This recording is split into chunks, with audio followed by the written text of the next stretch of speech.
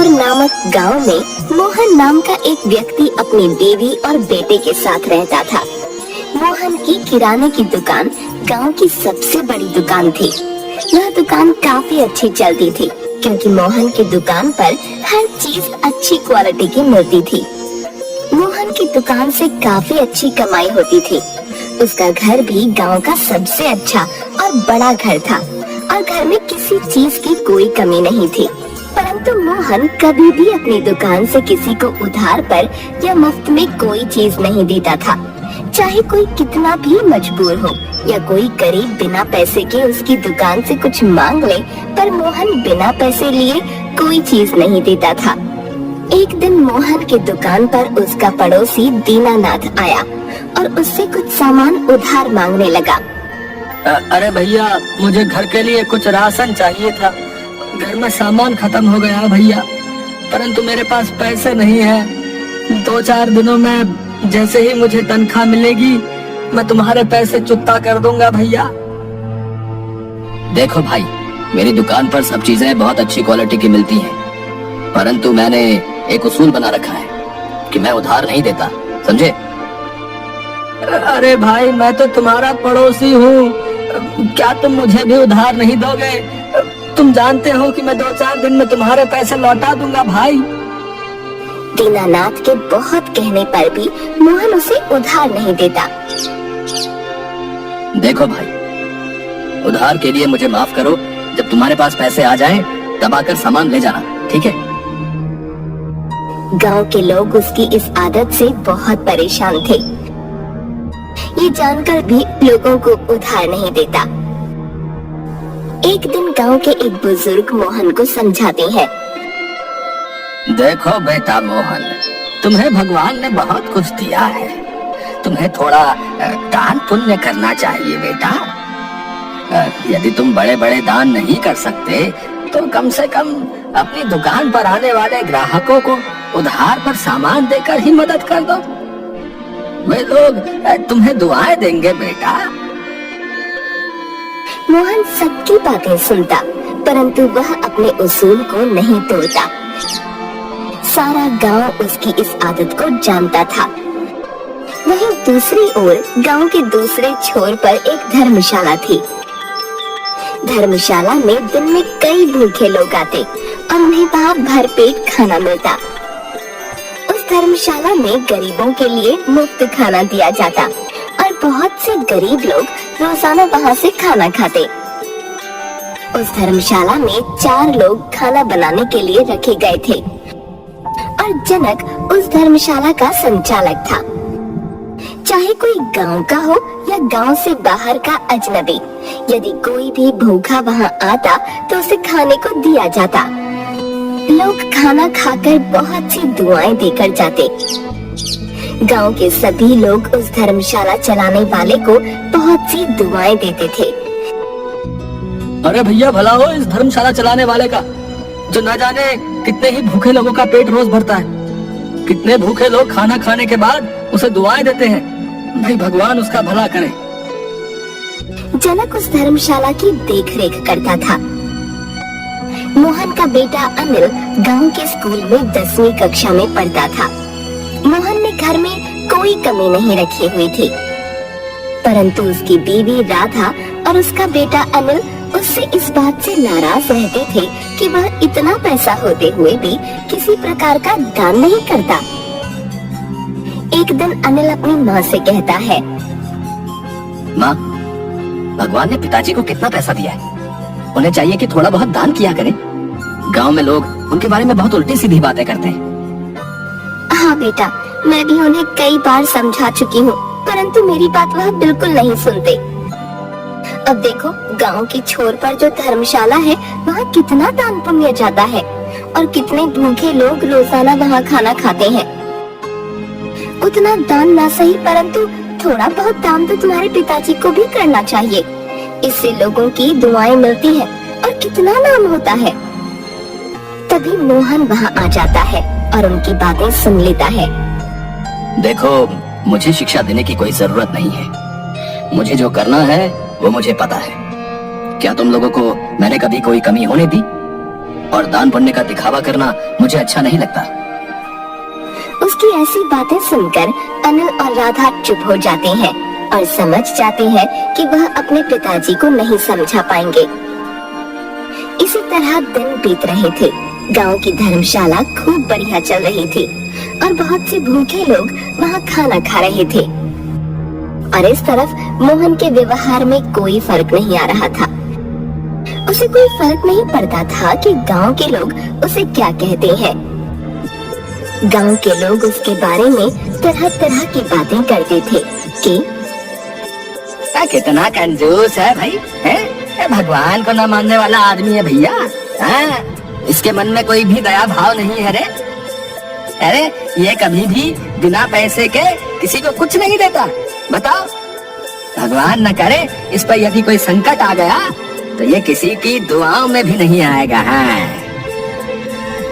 एक दिन अचानक मोहन की तबीयत खराब हो जाती है और वह दुकान पर ही बेहोश होकर गिर जाता है। दुकान पर खड़े ग्राहक तुरंत उसे अस्पताल लेकर जाते हैं, जहां डॉक्टर उसे जांच करने के बाद बताता है कि उसे लकवा मार गया है। अब मोहन ना तो बोल सकता था और ना ही चल फिर सकता था। गांव में मोहन के बीमार होने की खबर आग की तरह फैल जाती है। सभी लोग उसके बारे में बातें करने लगते हैं। कुछ लोग कहते हैं, अरे भाई, अगर इसने कुछ दान पुण्य किया होता है तो आज किसी की दुआ भी लग जाती है कि नहीं? परंतु इसने तो कभी किसी की मदद नहीं की भैया, है? और ना ही एक पैसे की चीज किसी को मुफ्त में दी है। अब तो भगवान ही इसका मालिक है भाई। इस तरह गांव में लोग तरह तरह की बातें करते रहते। मोहन के इस तरह बीमार हो जाने के बाद दुकान पर काफी नुकसान होने लगा और गोदाम में पड़ा सामान भी खराब होने की कगार पर आ गया। मोहन कुछ बोल नहीं पा रहा था जिससे कि वह अपने बेटे को कुछ समझा पाता। वह कुछ कहना चाहता था परंतु वह लाचार था। राधा अपने बेटे अनिल से कहती है, बेटा, तुम्हारे पिताजी तो बिस्तर पर पड़ गए हैं। उनका दुकान पर जाना नामुमकिन है। अब तुम्हें ये दुकान संभालनी होगी, वरना हमें बहुत घाटा हो जाएगा। हाँ माँ, मैं भी यही सोच रहा था। अब दुकान पर मुझे ही जाना पड़ेगा, वरना इस तरह तो सारा सामान खराब हो जाएगा। और फिर घर खर्च और पिताजी के इलाज के लिए भी तो पैसा चाहिए ना। मैं कल ही दुकान पर जाकर सब कुछ देखता हूँ। मोहन के बीमार होने के कुछ दिनों बाद गांव की धर्मशाला भी बंद हो जाती है। जनक वहां ताला लगाकर कहीं चला जाता है।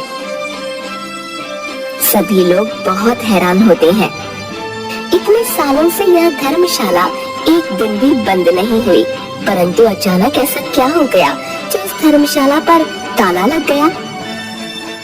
गांव वाले सोच सोच कर बहुत परेशान थे, परंतु वह पूछते भी तो किससे पूछते। अब धर्मशाला पर कोई भी व्यक्ति नहीं था। उधर अनिल अपने पिताजी की दुकान पर काम करने लगा और उसने दोबारा से दुकान संभाल ली। अनिल पढ़ा लिखा था, इसलिए सभी बही खाते और सब हिसाब आसानी से समझ गया था। उनकी दुकान पर एक पुराना वफादार नौकर था जो उसके पिताजी के पास काफी सालों से काम कर रहा था। अनिल पुराना बही खाता देख रहा था। तभी उसकी नजर एक पन्ने पर पड़ी जिस पर जनक का नाम लिखा हुआ था और नीचे हिसाब में कुछ रुपयों का जोड़ तोड़ था। वह बहुत हैरानी से देखने लगा। आखिर धर्मशाला वाले जनक का पिताजी से क्या लेना देना।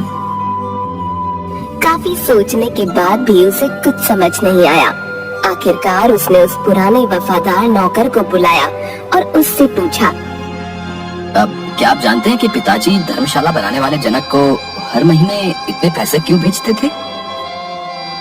नौकर चुपचाप सर झुकाए खड़ा रहा और कुछ नहीं बोला। अनिल के दोबारा जोर देने पर उसने बताया, बेटा, मैं तुम्हारे पिताजी के साथ बहुत सालों से काम कर रहा हूँ। वो एक बहुत ही अच्छे इंसान है।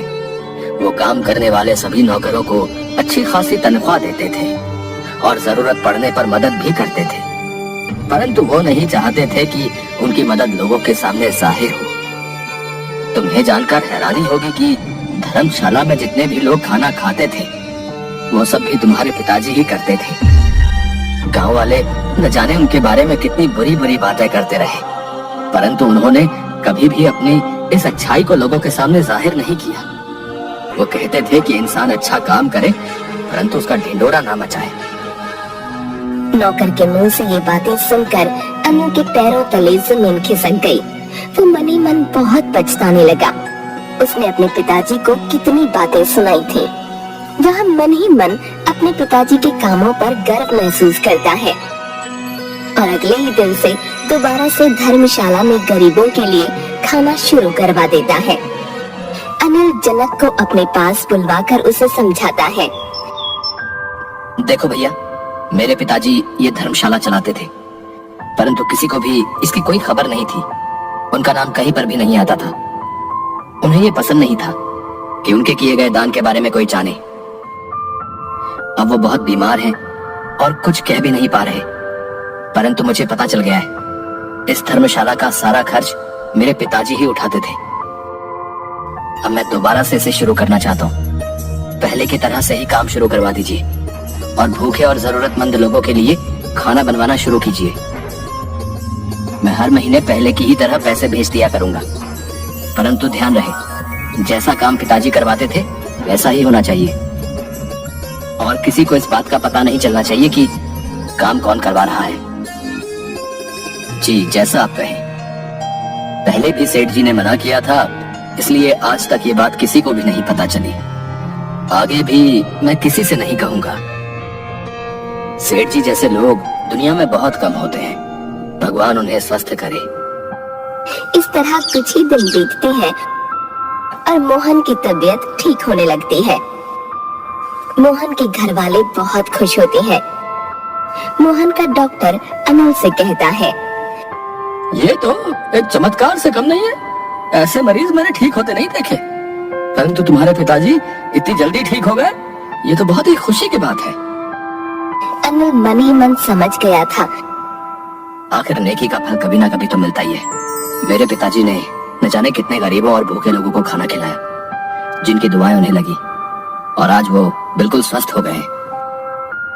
इसके बाद से मोहन और उसके बेटे अनिल के अलावा यह बात कोई नहीं जानता था कि धर्मशाला में खाना कौन भेजता है।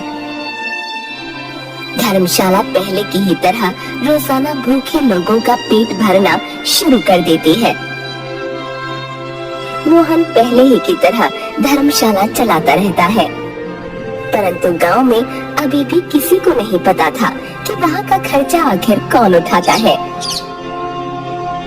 इंसान को किसी न